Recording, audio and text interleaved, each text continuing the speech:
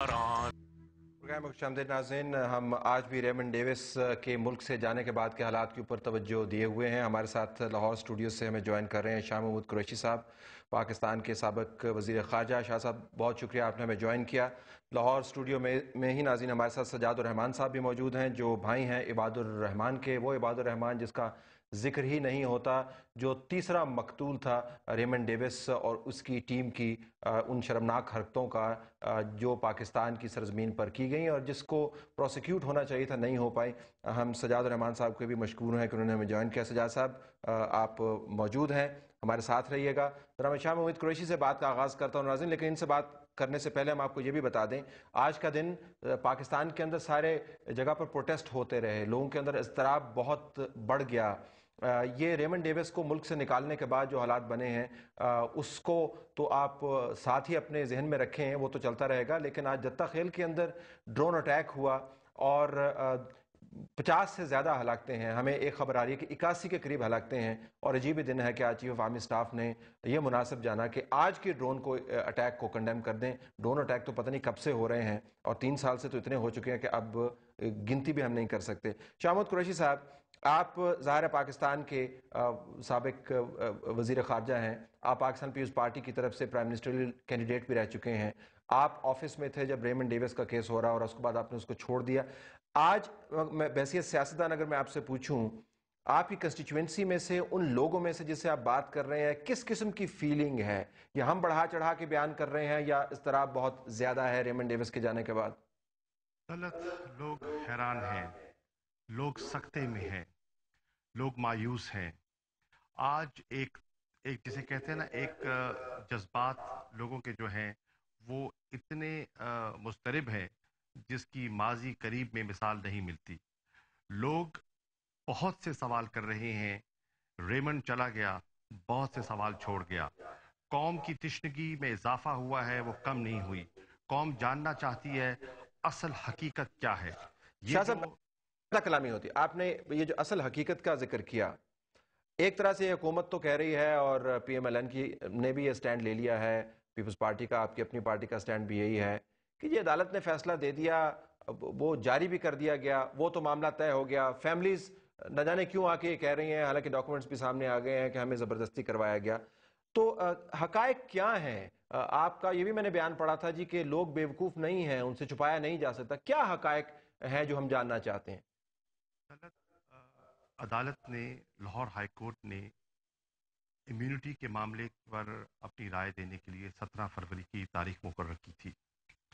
दफ्तर खारजा ने और मैंने बसीयत वज़ीर खारजा वाज़ेह हिदायत दी थी कि 17 तारीख को जो हकायक हैं, जो डॉक्यूमेंट्स हैं, वो अदालत के सामने पेश कर दिए जाएं। 17 तारीख को 3 हफ्तों की मोहलत मांगी जाती है और मैं रिकॉर्ड पे हूँ। मैंने प्रेस कॉन्फ्रेंस में कहा, मुझे ताज्जुब हुआ कि उसकी ज़रूरत महसूस क्यों हुई। लेकिन कल के वाक़यात ने साबित किया कि वो 3 हफ्ते क्यों दरकार थे और इन 3 हफ्तों में क्या खेल खेला गया।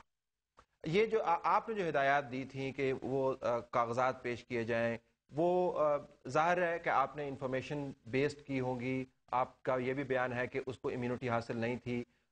तो अगर वो हकायक बयान हो जाते तो क्या रेमंड डेविस दैयत के मामले को और कसास के मामले को अलहदा छोड़ते हुए पाकिस्तान की सरजमीन के ऊपर बैसियत डिप्लोमेट, सफारतकार इम्यूनिटी या इस्तिस्ना क्लेम कर सकता था या नहीं? उसकी तो कलाई खुल गई तलत। वो तो सामने चीज़ आ गई कि आज अमरीकनों ने जो मौक़िफ़ अपनाया था। देखिए मुझसे वो क्या कह रहे थे। 28 तारीख को जब मेरी हिलरी क्लिंटन साहिबा से बात हुई, उन्होंने कहा कि पाकिस्तान इंटरनेशनल लॉ को वायलेट कर रहा है। आपने रेमंड डेविस को इलीगल कस्टडी में रखा हुआ है। इसको फिल फॉर वियना कन्वेंशन 1961 के तहत रिहा किया जाए। और मैंने उनको कहा कि मसला अदालत में है, अदालत फैसला करेगी और हम कानून का एहतराम करेंगे।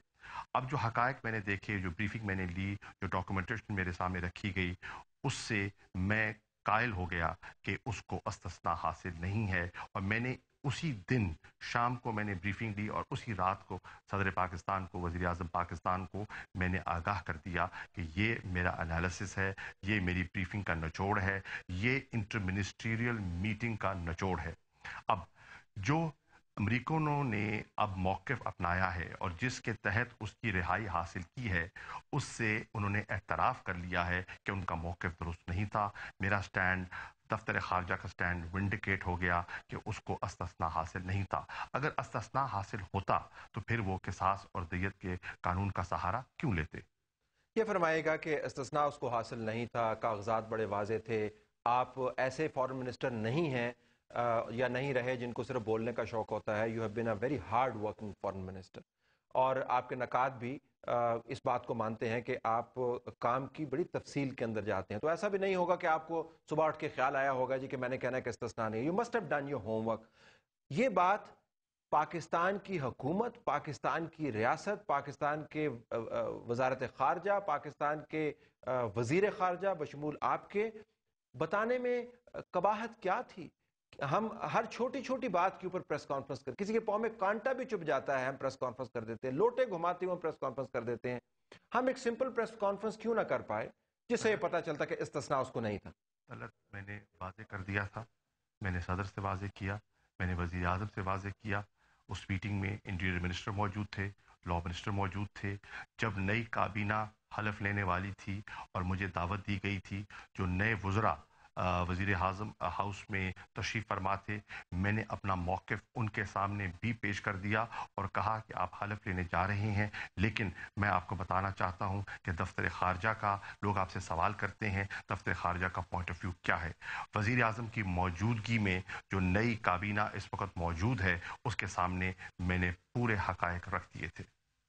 और उन्होंने आगे ज़ाहिर बात नहीं की और मामला वहाँ पर जा पहुँचा जहाँ पर आप दोबारा सवाल उठा रहे हैं। ज़रा मैं सजाद रहमान साहब को बीच में लेके आना चाहता हूँ। सजाद साहब, अस्सलाम वालेकुम।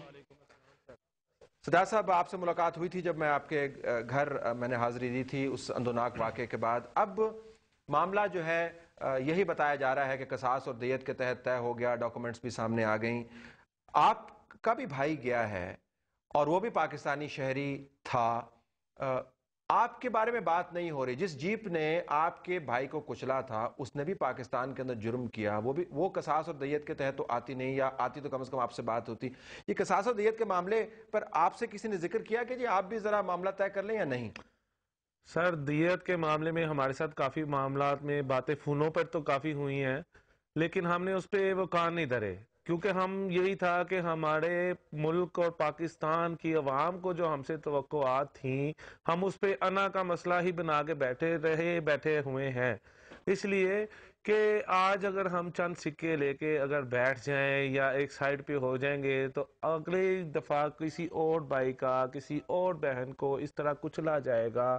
क्यों क्यों इसलिए हम ये स्टिल थे, इसके ऊपर अभी भी स्टिल हैं। हालांकि अच्छा, ये हमें बताइएगा, जी जी कता कलामी जी ये बताइएगा जी जी कि फोन के ऊपर सजाद जी साहब जी कौन आपको कहता था ये? सर, इस्लामाबाद का नंबर आता था और तकरीबन ये वो कोई प्रेस वाला बनाता था, सही तरह से अपनी वो तारुफ भी नहीं करवाता था। ठीक। बस ये फलां अखबार वाला बोल रहा हूँ जी, आपके साथ कितनी फैमिली है, अगर आपके साथ सेटलमेंट हो जाए, 2 करोड़ मिल जाए, 4 पासपोर्ट मिल जाए, 5 मिल जाए तो आप कर लेंगे। मैं हमारा मौकफ यही था कि भाई आपने अगर ये बात करनी है तो टेबल टॉक करें, आए हमारे पास, आए सामने बैठे। कौन लोग हैं आप लोग जो हमें कहते हैं, आगे बैठे तो सही हमारे पास, फिर हम आपको अपना व्यू बताएं, आप हमें अपना व्यू बताएं, और फिर जो कौम के मफाद में होगा हम वही करेंगे। देखें, अच्छा, इसके बदले क्या कहते थे? जाहिर है कि आप लिख के दे दें कि हमारा और रेमंड डेविस, लेकिन रेमंड डेविस ने तो आपके भाई को नहीं कत्ल किया भाई ना? वो तो नहीं कत्ल किया ना, और जिन्होंने कत्ल किया वो तो भाग गए। वो कह रहे हैं भाग गए हैं। अब यहाँ पे ये देखिए, अमेरिकन का भी यहाँ पे देखिए कितना बड़ा वो एक फ्रॉड कर रहे हैं अवाम का। वैसे तो वो कहते हैं जी इंसानी हकूक को हम समझते हैं। अब अगर वो 3 बंदे चले गए, कभी उन्होंने मीडिया के थ्रू या किसी अखबार के थ्रू बताया कि हमने उनको ये सजा दी है या अदालतों में लेके गए हैं। मुझे एक चीज की तलत भाई समझ नहीं आती कि जो हमारी पंजाब गवर्नमेंट की पुलिस में भी इसमें इन्वॉल्व है, जैसा कि आपको भी मैंने बताया कि तस्वीर आपके मीडिया पे वो चली, जो उसके मोबाइल फोन तो अभी तक वो रिकवर नहीं करवा सकी, तो वो बंदे कैसे रिकवर कराएंगे? हम ये बताएं, वो फेडरल और पंजाब का चक्कर डाल के हमें बेवकूफ बनाया जाता रहा है और बनाया जा रहा है। अब हम कहां पे जाएं? अब आप लेट खुद मी, बताएं इस चीज जी को। जी शाह साहब, गो अहेड। जी, गो अहेड। आज 17 है। 14 तारीख को मुझे Lahore high court bar Multan bench है उसकी बार ने दावत दी और मुझसे सवालात भी किए। वहाँ अपनी गुफ्तगू में मैंने वहाँ उसी दिन चीफ जस्टिस के पास केस लगा हुआ था लाहौर में। मैंने उनसे दरख्वास्त की कि रेमन डेविस पर बात हो रही है, इम्यूनिटी पे बात हो रही है, लेकिन जिन्होंने उबैदुर रहमान को रौंदा है उसका जिक्र नहीं किया जा रहा। और एक तशवीश है और एक इत्तला है, प्रेस पे खबरें ऐसी छपी हैं कि शायद वो लोग जिन्होंने उसको हलाक किया, गाड़ी के नीचे कुचला, वो मुल्क से निकल गए हैं। अगर ऐसा है तो फिर चीफ जस्टिस साहब उसका एक्शन लें और मालूमात हासिल करें कि वो लोग कौन थे, उनको बाहर किसने निकाला, फैसिलिटेट किसने किया। वो बच्ची जिसने जहर पी और उसका डाइंग डिक्लेरेशन आपके सामने मौजूद है, उसकी जिम्मेदारी कौन लेगा और उबैदुर रहमान के खून की जिम्मेदारी कौन लेगा?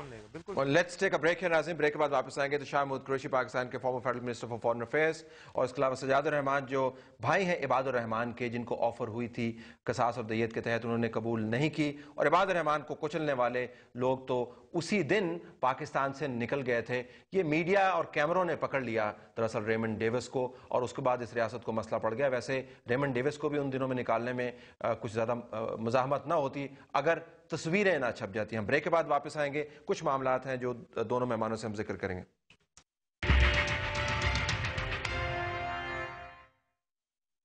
रजा, so far so good. Ishaat, thank you very much. Stay tuned. कितने का ब्रेक है ये? 6 मिनट।